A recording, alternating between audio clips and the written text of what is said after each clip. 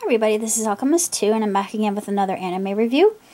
This is a very short anime called Good Job Club. And the beginning theme I'm not really that much of a fan of. But the ending themes of the entire show are just unbelievable. They're just so catchy and bouncy and happy and jovial and dance-worthy that you just can't help but bounce along to the beat. And of course, it's this mysterious club with just a GJ as part of their initials, and Hyogya, he is the only man that's involved with the club. And it's your typical harem anime, although it's based on light manga from what I read about it.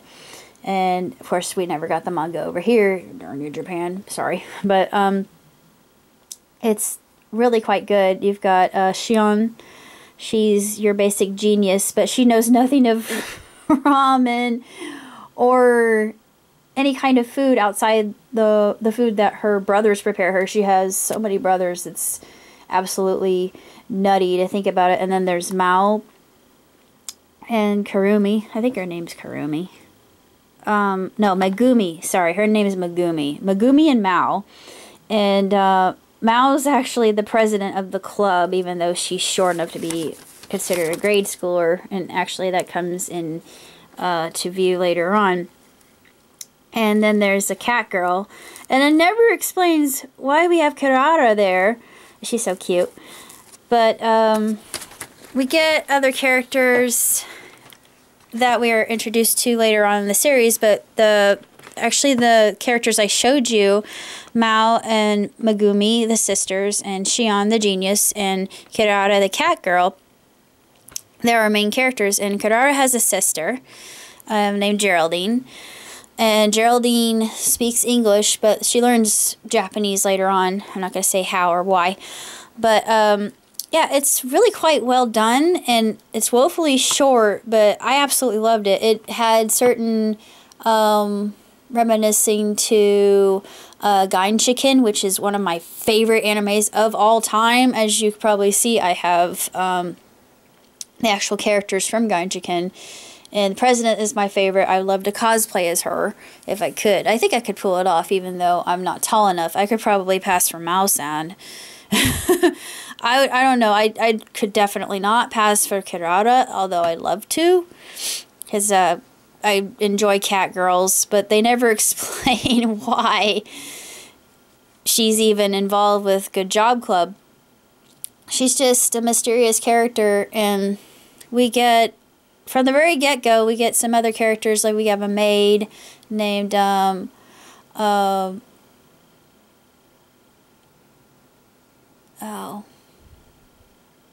Mayon. She's really pretty, and she actually is part of the Atsumaga family, and a very different motley crew of characters, all eclectic.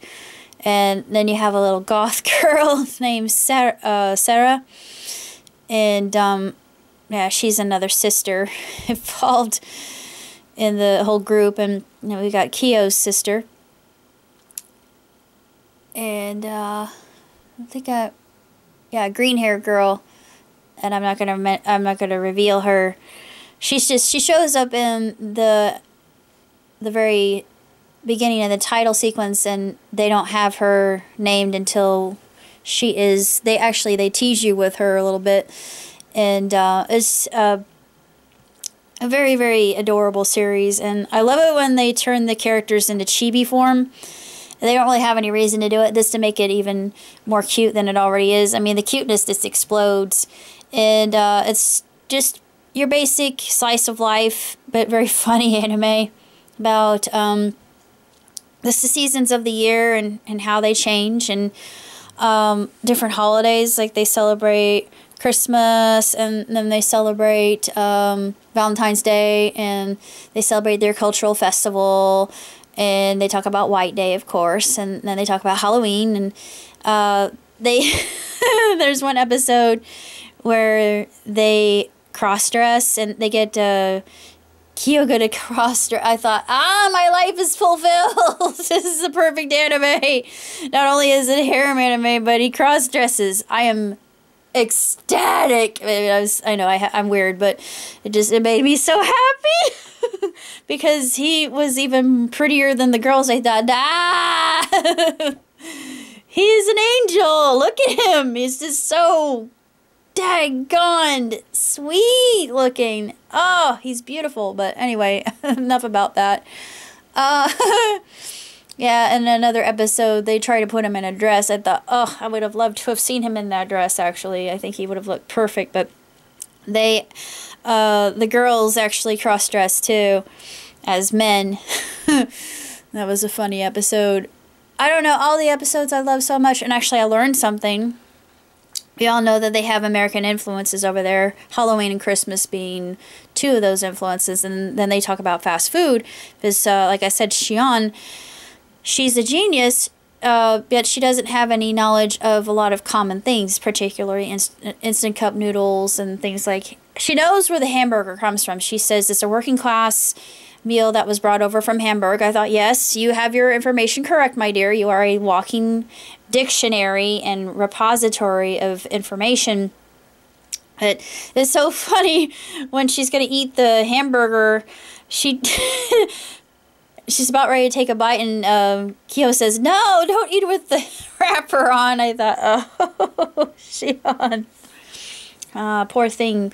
Brains that absolutely zero common sense. And, you know, we love her for it. Her foibles. They all have their their character traits and weaknesses. Like Megumi, she if she's told that she's a little bit overweight, she looks really thin. She's very lithe in how she's portrayed, but if she gains a little bit of weight, she becomes very insecure about it, and she doesn't like to be told about it. Especially when there was an episode where Mao-chan's walking on Kyo's back to relieve his stress, and then she actually jumps up and she sticks a landing on Kyo's back. She's like, and Kyo says, no, I did that, it hurt you heavy, and she just sulks in the corner, like, I'm not heavy. I thought, you never say that to a woman. Women, yeah, we're very, very, very, very, very self-conscious about that, and I'm glad they portrayed that well, that they didn't sugarcoat that. That was extremely well done. And the last episode actually made me cry. I wasn't expecting that, but it was a culmination of basically that whole school year and how it came to an end. And I'm not going to say what happens. Of course, you probably do. But as far as animes are concerned, I absolutely love this.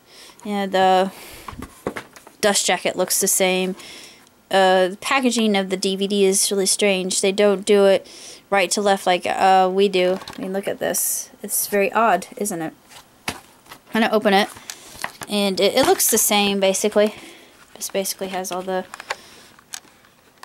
It has the trio there. Mao, Shion, and Megumi. I'm not sure why I wanted to call her Kitsumi. That's silly. They are related, believe it or not.